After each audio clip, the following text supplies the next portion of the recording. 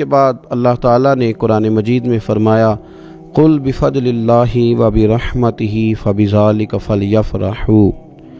फरमाया महबूब अलैहिस्सलाम आप इनसे फरमा दीजिए कि जब अल्लाह का फजल और उसकी रहमत मिले तो चाहिए कि उस पर खुशी मनाएं। इस्लाम खुशी का, मुसर्रत का, राज़ी होने का पूरा मौका फराहम करता है। इस्लाम ये कहता है कि अल्लाह के फजल और उसकी रहमत के मौके पर तुम्हें इजहार मुसर्रत करना चाहिए, खुश होना चाहिए, लेकिन ये कि हमें खुशी के तरीके भी बतलाता है इस्लाम। अब हमने ये किया है कि हमने अपने दुखों का रिश्ता तो अपने दीन के साथ जोड़ लिया है।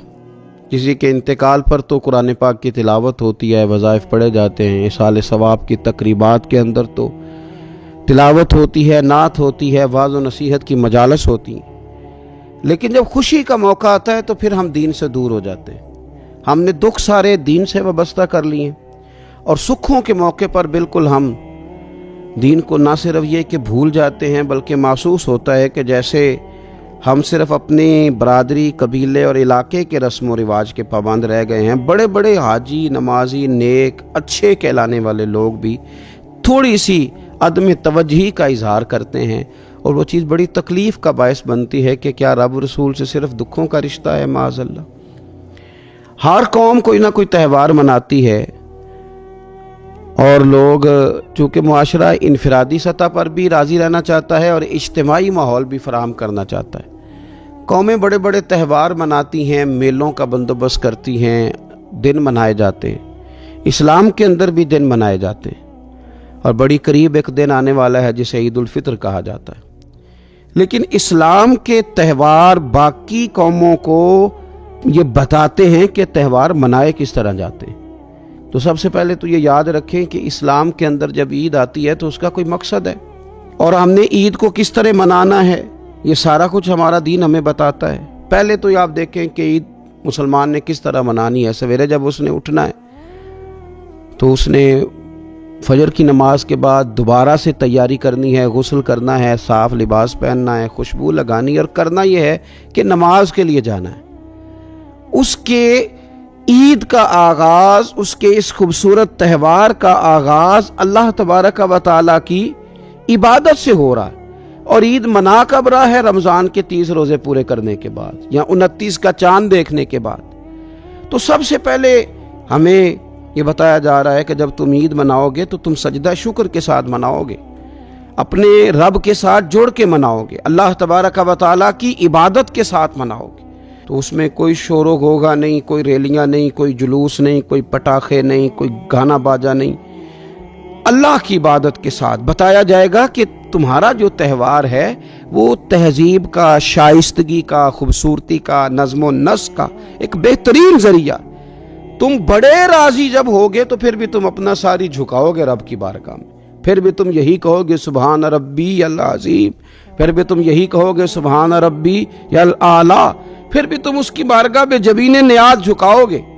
पहली बात। दूसरी बात, हमें पैगाम में ईद ये है कि ये जो तुम्हारे पास ईद का दिन आया है ये इज्तिमाइयत का दिन है। आप जब सफ में खड़े होंगे नमाज ईद के लिए तो क्या अमीरों की सफ़ें अलहदा होंगी, गरीबों की अलग होंगी? क्या पढ़े लिखों की अलग होंगी और अनपढ़ लोगों की अलग होंगी? क्या कबीलों की अलग होंगी और दूसरे कबीले की अलग होंगी? ऐसा नहीं, एक ही सफ़ में खड़े हो गए महमूद व यास। ना कोई बंदा रहा, ना कोई बंदा नवाज, साहिबो मोहताजो गनी एक हुए और तेरी सरकार में पहुंचे तो सभी एक हुए। इज्तिमाइयत का इजहार है, इज्तिमाइयत का। ईद का पैगाम इज्तिमाइयत का इजहार। और फिर नमाज ईद ख़त्म हुई तो सब ने एक दूसरे को गले लगाया, गरीब ने अमीर को, अमीर ने गरीब को। पहले एक सफ़ में नमाज पढ़ी, फिर गले लगाया, छोटे ने बड़े को, बड़े ने छोटे को। सब एक दूसरे के साथ मोहब्बत का रिश्ता कायम रखने लगे। तो ईद ने दूसरा पैगाम इज्तिमाइयत का दिया कि तुम अल्लाह तबारक व तआला की तौहीद के नाम पर, तुम रसूल पाक सल्लल्लाहु तआला अलैहि वसल्लम की गुलामी के नाम पर एक हो एक। हजारों कौमें वजूद में आईं दहर में खुश्क तर के रिश्ते से, पर हमने बुनियाद दोस्ती रखी याद खैरुल बशर के रिश्ते से। اور اقبال کہنے لگے اپنی ملت پر قیاس اقوام مغرب سے نہ کر، خاص ہے ترکیب میں قوم رسول ہاشمی۔ یہ جو نماز پڑھ رہے ہیں اور بعد میں گلے مل رہے ہیں، ان کا ایک ہی تعارف ہے کہ یہ رسول ہاشمی کی قوم ہے۔ یہ تعارف اجتماعیت کا درس، پیار کا درس، مساوات کا درس، چھوٹے بڑے کے فرق کو ختم کرنے کا درس، امیر غریب کی تفریق مٹانے کا درس، اس کا نام عید ہے۔ تیسری بات آپ یہ دیکھیں کہ کوئی بھی ہمارا موقع ہے نا تو اسلام نے اس پر کچھ تعلیمات دی ہیں۔ اگر آپ کو اللہ بیٹا دیتا ہے، بیٹی دیتا ہے، تو اس کا عقیقہ کرنا ہے، دوسروں کو کھانا کھلانا ہے۔ اگر اللہ نے شادی کا موقع دیا تو سنت ہے ولیمہ کرنا ہے، لوگوں کو کھانا کھلانا ہے۔ اگر بڑی عید کا موقع آیا ہے تو قربانی رکھ دی گئی ہے، آپ گوشت کریں گے، اس کا ایک حصہ رشتہ داروں کو دیں گے، ایک حصہ غریب نادار لوگوں کو دیں گے۔ اور عید کا موقع آیا تو صدقہ فطر رکھ دیا گیا چھوٹی عید پہ، اور صاحب نصاب پر زکوٰۃ بھی فرض کر دی گئی، جو بالعموم رمضان میں ہی دی جاتی ہے۔ رمضان میں زیادہ تر مسلمان دینے کی کوشش کرتے ہیں۔ تو اس سے کیا ہوتا ہے کہ انسان اپنی خوشیاں دوسروں کے ساتھ بھی جوڑتا ہے۔ وہ اکیلے خوشی نہیں منا رہا، وہ دوسروں کے ساتھ اپنی خوشیوں کو جوڑ رہا ہے، غریب کو کھانا کھلا رہا ہے۔ اور نبی پاک صلی اللہ علیہ وسلم نے فرمایا وہ دعوت بڑی ملعون ہے، وہ بڑی لعنت والی دعوت ہے کہ کسی نے دعوت پکائی اور صرف امیروں کو دعوت دی جائے، غریبوں کو نہ دی جائے۔ سیاسی افطاریاں کرائی جائیں، اور ولیمے پہ بھی اگر اپنے بیٹے کے بلایا جائے تو امیر لوگوں کو، سیاسی لوگوں کو، بڑے لوگوں کو دعوت دی جائے۔ دعوت تو خیر والی وہ ہے جس میں چھوٹا بڑا امیر غریب سب شریک ہو۔ تو عید کے موقع پر بھی یہ ضروری تو نہیں کہ ہم 6 جوڑے ہی بنوائیں، 3 جوڑوں سے بھی گزارا ہو سکتا ہے۔ اس طرف بھی تھوڑی توجہ کر لیں کہ جس گھر کے اندر 1 جوڑا بھی خریدنا مشکل ہے، یہ کوئی ضروری تو نہیں کہ 10 جوڑے ہی خریدے جائیں، 2 پہ بھی گزارا ہو سکتا ہے۔ 3 جوتے لینے کی بجائے 1 سے بھی عید گزر جاتی ہے، لیکن تھوڑی سی توجہ اگر غرباء کی طرف بھی کر لی جائے، مساکین کی طرف۔ یہ کل پرسوں خبر آ رہی ہے کہ ہمارے پنجاب میں ایک ایسا شہر بھی ہے جس میں باپ نے صرف اس لیے اپنے بچے نہر میں پھینک دیے ہیں کہ انہوں نے عید کے لیے کپڑے مانگے تھے۔ اس قسم کی داستانیں جس قوم کے اندر موجود ہوں تو وہ قوم پھر کسی کا خیال ہی نہ کرے، وہ سارا مال اپنے اوپر ہی خرچ کرنا چاہے، اسے احساس ہی پیدا نہ ہو کہ کسی اور کو بھی ضرورت ہے۔ تو عید ہمیں موقع دیتی ہے۔ بزرگوں نے لکھا ہے کہ یہ جو عید پہ کہا گیا نا کہ ایک رستے جاؤ اور دوسرے رستے سے واپس آؤ، تو اس میں بھی شاید ایک حکمت ہمیں یہ بھی نظر آتی ہے کہ کئی دفعہ ایک گلی سے گزرے تو گزرتے وقت خیال آتا ہے کہ یار یہ گھر ایسا ہے، دیکھ کے پتہ چلتا ہے کہ جو غریب ہے مجھے تھوڑا ان کا خیال رکھنا چاہیے۔ پھر دوسری سائیڈ سے واپس آؤ، شاید تمہیں گھر بیٹھے یاد نہ آئے اور مکان دیکھ کے تمہیں سمجھ آ جائے کہ یہاں تو شاید روٹی بھی وقت پہ نہ پکتی ہو، اتنے غریب ہیں۔ تو اسلام نے ہر چیز میں حکمت رکھی، اور صرف عید کے موقع پہ نہیں، مستقل آپ غرباء کے، مساکین کے سرپرست بننے کی، معاون بننے کی کوشش کریں، رسمی طور پر نہیں۔ پچھلے سال نا عید گزری تو مجھے ایک دوست نے ایک پنجابی کا شعر بھیجا، اس نے کہا حضرت جی اس کو ذرا ضرور پڑھیں، تو شعر بڑا انوکھا تھا۔ وہ شعر کیا تھا؟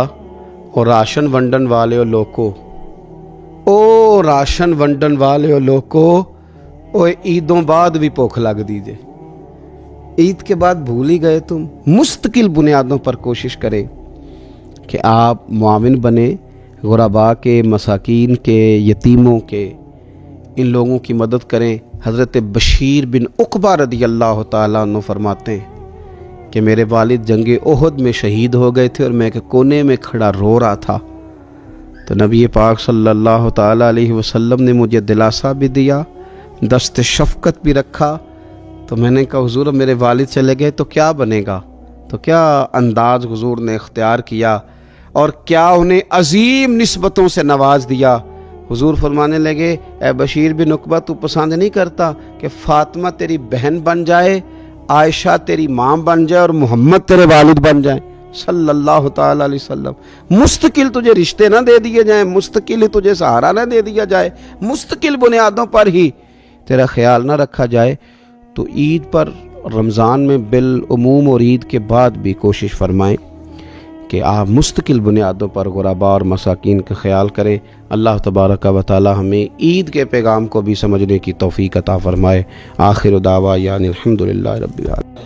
تو ہمارے ہاں کچھ لوگ سمجھتے ہیں کہ سخاوت صرف رمضان میں ہی کرنی ہے، اور رمضان میں ثواب زیادہ ہے، ورنہ راشن ونڈن والے لوگ کو عیدوں بعد بھی بھوک لگ دیجئے، عید کے بعد بھی اسی طرح ہی غریب کے ساتھ پیٹ ہوتا ہے، لیکن توجہ نہیں کہ مہنگائی اور سختی کے اس دور میں اپنے مسلمان بھائیوں کا، عزیزوں کا، اہل محلہ کا ہاتھ بٹائیں، پیار کریں۔ علم کا لغوی معنی جاننے کے ہوتے ہیں۔ علم حاصل کیا جاتا ہے کسی چیز کی معرفت کو حاصل کرنے کے لیے۔ جب ہم کوئی علم حاصل کرتے ہیں تو ہم یہ چاہتے ہیں کہ ہمیں اس چیز کے نفع اور نقصان کا پتہ چل جائے، اور جب ہم دینی علم حاصل کرتے ہیں تو اس کا مقصد یہ ہوتا ہے کہ ہمیں رذائل اور خسائل ان دونوں کی خبر ہو جائے، خیر کیا ہے شر کیا ہے اس میں تمیز کا ملکہ ہمیں نصیب ہو جائے، اچھائی اور برائی کھل کر ہمارے سامنے واضح ہو جائے۔ یہ مقصود ہوتا ہے علم سے۔ علم سے، تعلیم سے مقصد زیادہ باتیں کرنا نہیں ہوتا۔ ایک آدمی بہت زیادہ باتیں کرتا ہے تو شاید بڑا عالم ہے، ایک شخص بہت زیادہ گفتگو کرتا ہے تو اس کے پاس معلومات زیادہ، ایسا نہیں، بلکہ حضرت عبداللہ ابن مسعود رضی اللہ تعالیٰ عنہ سے جب کسی نے پوچھا تھا کہ بڑا عالم کون ہوتا ہے، تو آپ فرمانے لگے جو رب سے زیادہ ڈرے وہ بڑا عالم ہے۔ اور دلیل انہوں نے یہ دی کہ اللہ کریم نے قرآن مجید میں فرمایا ہے کہ انما یخشی اللہ من عبادہ العلماء، اللہ کے بندوں میں سے جو عالم ہیں وہ رب سے ڈرتے ہیں۔ تو دینی تعلیم، اس کی معلومات حاصل کرنے کی کوشش کریں، صحیح کریں۔ قرآن مجید کی ایک آیہ کریمہ کا کچھ حصہ جو میں نے تلاوت کیا، اس میں اللہ کریم نے فرمایا اپنے محبوب سے، کہا وَقُلْ رَبِّ زِدْنِی عِلْمًا، اے محبوب آپ میری بارگاہ میں یہ دعا مانگیں، آپ یہ عرض کریں کہ اے رب میرے علم میں اضافہ کر دے، اے مالک میرے علم میں اضافہ کر دے۔ بہت ساری چیزیں ایسی ہوتی ہیں جن کی زیادتی ٹھیک نہیں ہوتی، وہ زیادہ ہو جائیں تو نقصان کرتی ہیں، لیکن علم ایک ایسی چیز ہے کہ جس کے بارے میں رب کریم نے کہا کہ محبوب آپ دعا مانگیں کہ آپ کو زیادہ علم دیا جائے۔ اور پھر علم ایک ایسی چیز ہے کہ کوئی بھی آدمی یہ دعویٰ نہ کرے کہ میں نے اب بڑا حاصل کر لیا ہے، میری اب تکمیل ہو گئی ہے، میں اب مکمل ہو گیا ہوں۔ جن کو اللہ نے غیب کے خزانوں کی کنجیاں دی ہیں نا، ان سے بھی رب کریم نے کہا ہے کہ محبوب آپ دعا کریں کہ مالک میرے علم میں اضافہ کر دے۔ تو جب وہاں تک یہ بات ہے تو پھر عام آدمی کو بھی چاہیے کہ وہ اپنی معلومات میں اضافے کا شوق پیدا کرے۔ اور تیسری بات یہ کہ جو حضور کے علم شریف پر بات کرتے ہیں وہ بھی اس آیت سے سیکھیں کہ حضور کا علم تو ہر روز رب اس میں اضافہ فرما رہا ہے، تو ہر روز اضافہ ہو رہا ہے۔ وَلَلْآخِرَةُ خَيْرٌ لَكَ مِنَ الْأُولَىٰ، ہر روز ترقی ہو رہی ہے حضور کے علم شریف کی بھی۔ تو ہمارے ہاں زیادہ تر لوگ بات اس لیے سیکھتے ہیں کہ میں کوئی کہیں سے مسئلہ سیکھوں گا پھر جا کے اپنی مسجد کے امام کو تنگ کروں گا کہ وہاں تو میں یہ سن کے آیا ہوں تو یہاں یہ کام کیوں نہیں ہوتا۔ میں کوئی بات سیکھوں گا تو پھر میں اس سے بحث کا دروازہ کھولوں گا۔ علم کا مطلب ہی اپنے آپ کو سنوارنا ہے۔ معلومات حاصل کرنے کا مطلب یہ کہ آپ کے عمل میں پختگی آئے، آپ کے کردار میں پختگی آئے، آپ نے جو سیکھا ہے آپ اس کے مطابق اپنے آپ کو ڈھالیں۔ مسلم شریف میں موجود ہے، نبی پاک صلی اللہ علیہ وسلم نے دعا مانگی ہے، اے اللہ میں اس علم سے تیری پناہ مانگتا ہوں جو علم تو ہو پر نفع والا نہ ہو۔ جس بندے کے علم نے اسے نفع نہیں دیا، وہ کچھ سیکھ نہیں سکا اس سے، تو اس کا علم کسی کو کیا نفع دے گا؟ جب خود سے اس نے، اور صوفیہ کرام تو فرماتے ہیں کہ جو لوگ بڑی معلومات حاصل کر لیں، بڑی باتیں سیکھ لیں، پنچایت میں کسی کو بولنے نہ دیں، گھر میں کسی کو بولنے نہ دیں، بہت سارے لوگ تو علماء کو بھی مشورہ دیتے ہیں، بڑی باتیں کرے لیکن عمل کے لحاظ سے بندہ زیرو ہو تو اہل دل فرماتے ہیں اس کی صحبت سے بچو۔ اسے بڑا پتہ ہے، بڑی باتیں آتی ہیں، بڑی باتیں آتی ہیں، بڑی باتیں کرتا ہے، لیکن گفتگو کی حد تک تو بہت بڑا ہے، عمل کے معاملے میں صفر ہے۔ بہت سارے لوگ مسجد کے حجرے میں میٹنگ ہو رہی ہوتی ہے اور وہ لمبی لمبی دلیلیں اور مشورے دے رہے ہوتے ہیں، نماز کا ٹائم آ جائے تو اٹھ کے چلے جاتے ہیں، کہتے ہیں میں اپنے محلے دی مسیتیں پڑھنی ہیں۔ کئیوں کو کام یاد آ جاتا ہے۔ فرمایا کہ شخص کے پاس معلومات بڑی ہوں لیکن عمل کے معاملے میں بندہ زیرو ہو تو اسے بچنا کیوں؟ اس لیے کہ اگر پڑھا لکھا آدمی بے عمل ہونا تو وہ اپنی بے عملی پر بھی دلیلیں پیش کرتا ہے۔ وہ کہتا ہے میں یہ کام نہیں کرتا تو یہ میرے پاس دلیل ہے۔ وہ تو بے عملی کو بھی مزین کر دے گا معاذ اللہ۔ تو دینی تعلیم ایک تو حاصل اس لیے کریں کہ ہم نے اپنے آپ کو سنوارنا ہے، اور دوسرا علم کا شوق طبیعت میں ہو۔ دیکھیں نا، اللہ کے حبیب صلی اللہ علیہ وسلم نے فرمایا ہے کہ جو علم کے رستے پہ چل پڑا وہ جنت کے رستے پہ چل پڑا ہے۔ جمعوں میں، محفلوں میں کانوں کے ذائقے کے لیے نہ آئیں، اس لیے آئیں کہ میرے علم میں، میرے عمل میں یہ کوئی اضافے کی بات بنے گی، میں کوئی نصیحت حاصل کروں گا تو میرے دل کا زنگ اترے گا۔ ہمارے ہاں یہاں لوگ مزے کے لیے آتے ہیں اور آج کل لوگ فوٹو کے لیے آتے ہیں۔ ان دو کاموں سے نکل کر خالص اصلاح کی نیت سے علم کا شوق، ہمارے ہاں تیزی سے ایک حرکت کی گئی، علماء کا وقار خراب کیا گیا اور لوگوں کو دینی علوم سے دور کیا گیا، اور اس میں بعض بیچارے واعظین اور خطباء نے بھی کردار ادا کیا جب جعلی پیر کی تعریفیں کھول کے کیں، اور اسے پتہ نہیں کہاں تک یہ اسٹیج ہوتے ہیں نا، ان میں کوئی بندہ اچھا لگے بھی تو اس کے لیے دعا کرنی چاہیے، تعریفیں نہیں کرنی چاہیے۔ تعریفیں اس کا کوئی فائدہ نہیں ہے، اس بندے کو تو دعا کا فائدہ ہے، اگر آپ کو اچھا لگ رہا ہے تو اسے دعا دیں، اس سے زیادہ کچھ نہیں کریں۔ اور ہمارے ہاں جناب وہ نقیب محفل بیچارے کی شامت آ جاتی ہے اگر تعریفیں تھوڑی کرے تو کہتے ہیں انہوں تو نام ہی نہیں لینا ہوں، اور بھائی اس کے نام لینے سے آپ کا قد اونچا ہوتا ہے۔ تو علم اور عالم، ان دونوں چیزوں سے قوم کو دور کیا گیا۔ دینی تعلیمات کا فقدان ہے، جو میٹرک تک لوگ 60-70 کتابیں پڑھ جاتے ہیں انہیں بھی قرآن پاک ٹھیک سے نہیں پڑھنا آتا، دور کیا گیا۔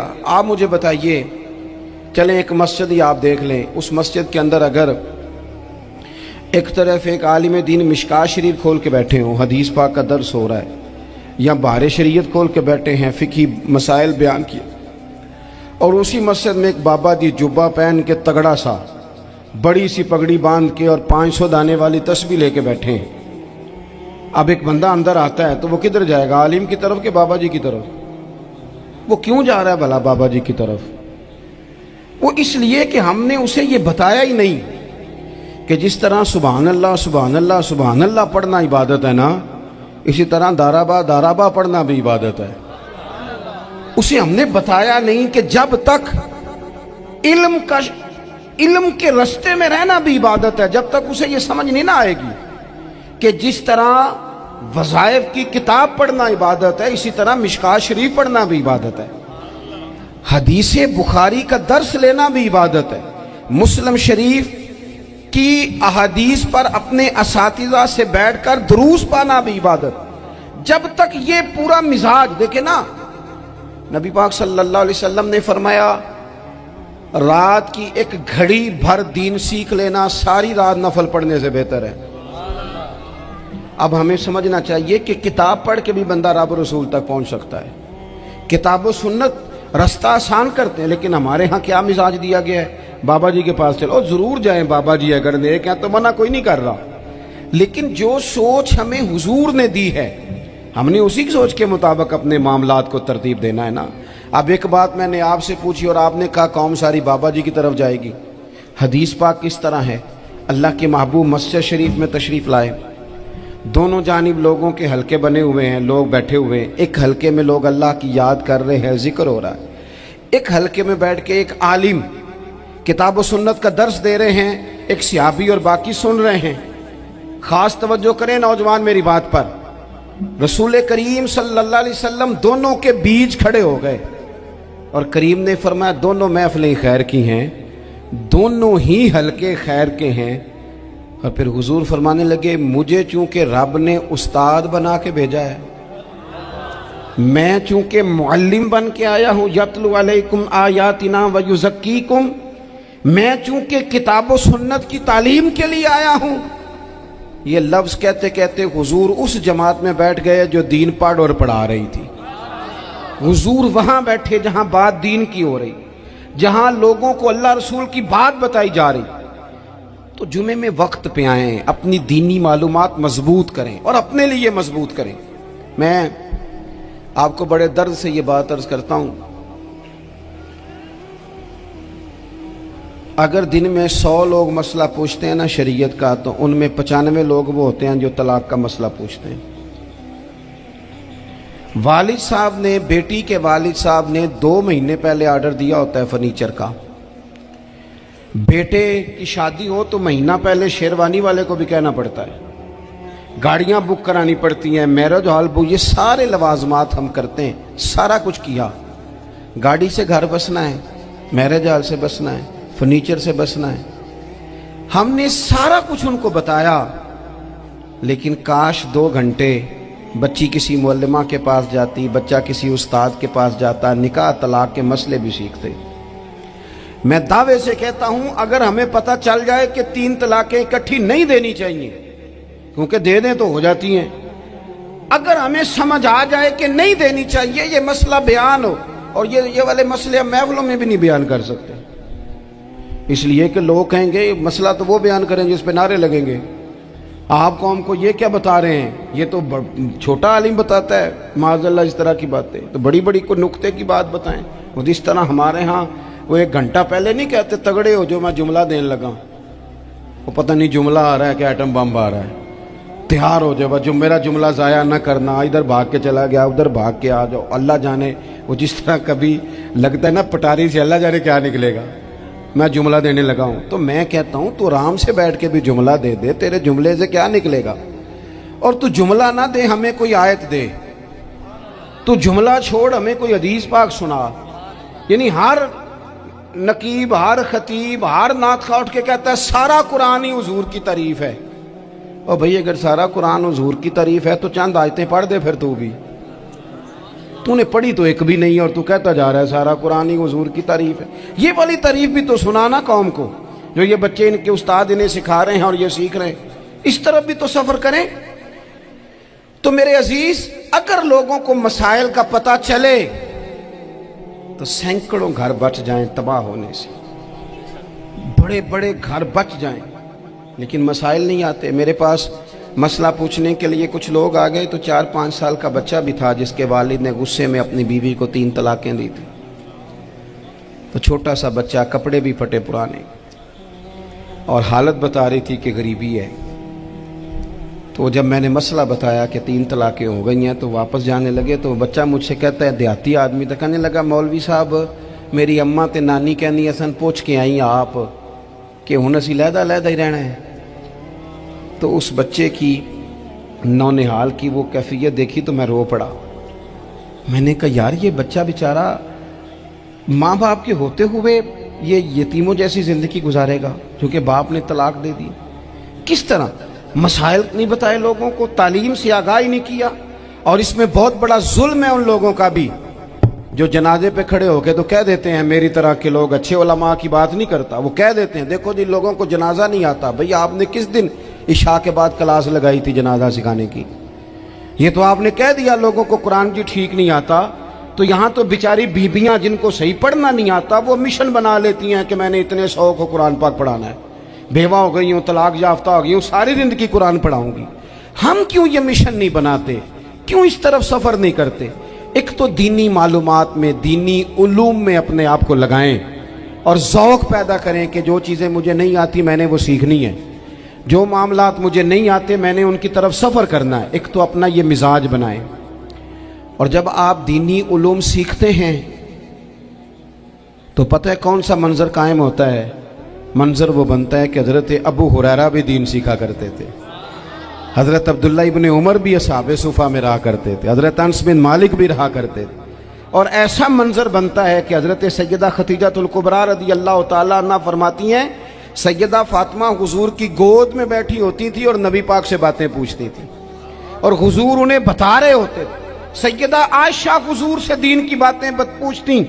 चौथा हिस्सा हमारी फिका के उसूल हजरत फातिमा की, हजरत आयशा सिद्दीका की मरवियात पर मबनी है। अगर हमारी बच्चियां छोड़ दें डाइजेस्ट पढ़ना, छोड़ दें इधर उधर की मूवी देखना और वो किताबों सुन्नत पर आ जाएं, तो बहुत सारे मसाइल ऐसे हैं जो उलझने से पहले ही सुलझे हुए हों। दीनी तालीम का मिजाज और ज़ौक़। और दूसरी आयत करीमा मैंने तिलावत की, अल्लाह करीम ने कुरान मजीद में फरमाया, या अय्युहल्लज़ीना आमनू कू अनफुसकुम व अहलीकुम नारा, ऐ ईमान वालों खुद भी दोज़ख की आग से बचो और अपने घर वालों को भी बचाओ। ओ वालिद, वो माँ जो बच्चों को भूख से बचाने के लिए मेहनत करती है, उनको मायूसी से बहुत सारे माँ बाप ऐसे होते हैं जिनके पास कपड़े लेने के पैसे नहीं होते ईद पे। क्यों? अजान शुरू होगी जी। अजीज़ भाई, जिस तरह हम अपने बच्चों को देखें, बहुत सारे माँ बाप के पास गुंजाइश नहीं होती, लेकिन इस नीयत से कि बच्चों के दिल टूट जाएंगे, ईद पे कैसे गुजारा करेंगे, मुश्किल से भी कपड़े ख़रीद के देते। इस तरह हम अपने बच्चों को भूख से, प्यास से, मायूसी से बचाते हैं। इस तरह हमारे रब ने हमारे ज़िम्मे लगाया है कि तुम अपने बच्चों को कोशिश करो दोज़ख की आग से बचाने की।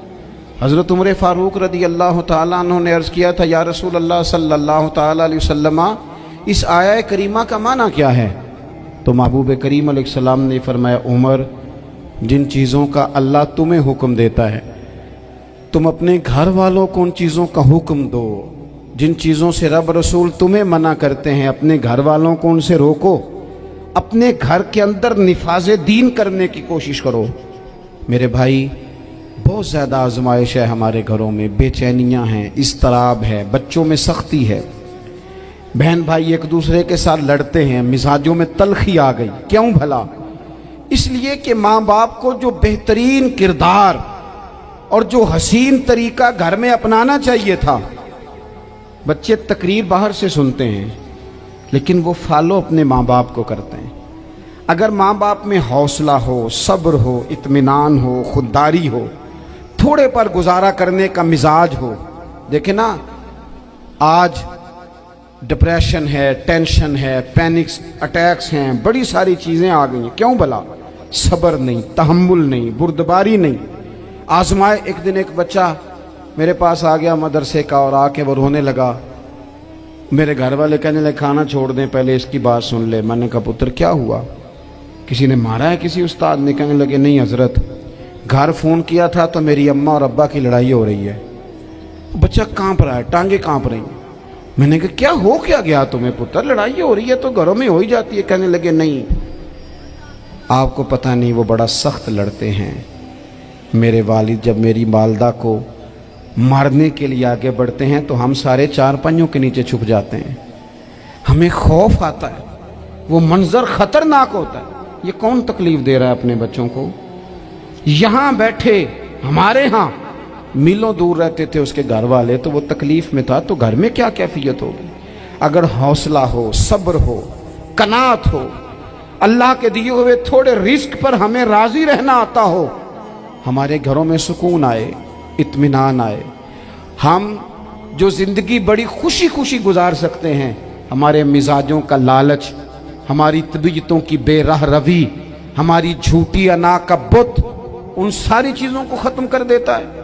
अपनी ज़िंदगी के अंदर अगर हम वो किरदार अपने बच्चों को दें, जिस किरदार में मोबाइल भी हो, जिसमें गाड़ी भी हो, जिसमें पैसे भी ला के अब्बा दराज में रखता हो, लेकिन वालिद का घर में मुसल्ला भी मौजूद हो, उसकी कोई तस्वीर भी हो, वो ये भी कहता हो कि खुदा ने अपने फजल से आज 5,000 दिया है तो इसमें 1,000 गरीबों का भी है, इसमें थोड़ा सा मैंने अल्लाह की रिजा के लिए भी रखा है। अगर कोई मुश्किल आ जाए तो वो बाप और माँ को सब्र करता हुआ देखते हो। अगर एक बाप कर बात करे तो दूसरा बर्दाश्त करता हो। खुदारा अपनी औलादों को इस अजियत का शिकार न करो। अपने घरों के अंदर वो खुददारी, वो प्यार, वो वकार, वो मोहब्बत, वो अंदाज। आप थके हुए हैं, कोई शक नहीं, आप बहुत सारे मसाइल का बाहर शिकार होंगे, कोई शक नहीं, लेकिन आप बाहर से थक के आए हैं। और अगर आप बाहर अपनी फैक्ट्री के मालिक हैं और दफ्तर के बड़े हैं तो घर में भी तो आप बड़े हैं ना, आपकी माँ भी तो इंतजार कर रही है, उसने भी तो दुखड़ा सुनाना है ना आपको। आप ये देखिए कि आपके बच्चे भी तो इंतजार कर रहे हैं, वो चाहते हैं कि अब्बा आके बैठे तो हम उनके सीने पे चढ़ के थोड़ा खेले। आपकी अहलिया मुंतजिर हैं। कुछ बातें बीवी किसी और से नहीं कह सकती, सिर्फ अपने शौहर से कहती है। लेकिन वो तो आते ही जलाल में आ गए साहब, वो कहने लगे तू बड़ी नालायक है, मैं थका मांदा आया हूं और तूने मुझे कहानी सुना दी है। वो उस खातून से शिद्दत के साथ पेश आने लगे। मेरे रसूल पाक की हयात नूर को देखो, हजरत उम्मे ऐमन हुजूर की रज़ाई वालदा हैं, उनकी भी खिदमत हो रही है। हजरत हलीमा सादी आ रही हैं तो खिदमत हो रही है। हजरत अब्बास हुजूर के चचा हैं तो करीम फरमाते हैं मेरे चचा हैं बाप की जगह पे। हुजूर दोस्त अहबाब सहाबा गुलामों सब के साथ प्यार कर रहे हैं। 9 अज़वाज मुतहरात हैं घर के अंदर। और कैफियत ये है कि हुजूर सिर्फ उनकी ज़रूरतों का ही ख्याल नहीं करते, ख्वाहिशात का ही ख्याल नहीं करते, बल्कि मेरे करीम का तरीका ये है कि कोई बंदा आज बोल क्या रहा है, वो कहाँ खड़ा है, आज उसके जुमले किस तरह के हैं, उसका लहजा किस तरह का हो गया है और उसे ठीक कैसे करना है। महबूब इसका ख्याल फरमाते, तवज्जो करते। मैं कहता हूं कि हम सबको शौक आया है आराम करने का। मैं सुबह 11 बजे से पहले अपने घर से निकल आया था और ये वक्त आ गया है और रात को खुदा जाने किस वक्त घर पहुंचना है। कई दफ़ा कैफियत ये होती है कि गाड़ी से उतरते हैं तो फिर दिल करता है कि कोई उठा के चलाए ना कभी। इसके बावजूद बहुत सारे लोग नाराज़ रहते हैं कि हमसे मिल के नहीं गए, फ़ोटो नहीं खिंचवा के गए, फलानी जगह चाय नहीं पी के गए। ये तसलसल है। लेकिन मैं जितना मर्जी थका मांदा घर जाऊंगा ना, कभी ऐसा नहीं हुआ कि मैं घर जाऊं तो बड़ी टेंशन में जाऊं। मेरी घर वाली एक दिन मुझसे कहने लगी आपने कभी नहीं कहा कि मैं थका हुआ आया, बंदा थक भी तो जाता ही है ना, कभी कहाँ करे ना। मैंने उसे कहा पता क्यों नहीं कहता, इसलिए नहीं कहता कि मैं नहीं चाहता कि मेरे बच्चे ये कहें कि हमने दीन नहीं पढ़ना, हमारा बाप तो बड़ी मुश्किल में है। हम अपने काम के बारे में अपने घर में शिकवे करते हैं। आप किसी बच्चे से पूछ लें कौन सा काम करना है, कहता जेड़ा अब्बा जी कर दे रहे वो नहीं करना। क्यों कि अब्बा जी हर रोज़ तो कहते हैं मैं बड़ा उलझ गया हूँ, ये काम बड़ा मुश्किल है। मैं चाहता हूँ कि मैं अपने बच्चों को ये बताऊँ कि पुत्र मैं तो जिधर जाता हूँ फूल ही फूल हैं, मैं तो जिधर से गुजरता हूँ मोहब्बत ही मोहब्बत है, मैं तो जिधर से देखता हूँ दुआएं ही मिलती हैं, ताकि उनका शौक पैदा हो। मेरे अजीज आप थोड़ा सा दिल बड़ा करें। अगर आप एक की वजह से पूरा घर सुकून में आ जाता है तो आप दिल बड़ा क्यों नहीं करते। जगह ढूंढते हैं बस मुझे कोई तंग ना करे, कोई मेरी बाप माँ बदौलत को कोई परेशान ना करे। बुखारी शरीफ सुनिए, हजरत आयशा सिद्दीका रदी अल्लाह ताला अन्हा बैठी हैं। हुजूर फरमाने लगे आयशा आज एक बात ना बताऊं तुम्हें। या रसूलल्लाह बताइए। हुजूर फरमाने लगे जब तुम मुझसे नाराज़ होती हो तब भी मुझे पता चल जाता है, और जब राज़ी होती हो फिर भी पता चल जाता है। तो हज़रत सैयद आयशा सिद्दीका बात सुन के बड़ी खुश हुई। या रसूलल्लाह वो कैसे। हुजूर फरमाने लगे कभी कभी तुम कसम उठाती हो।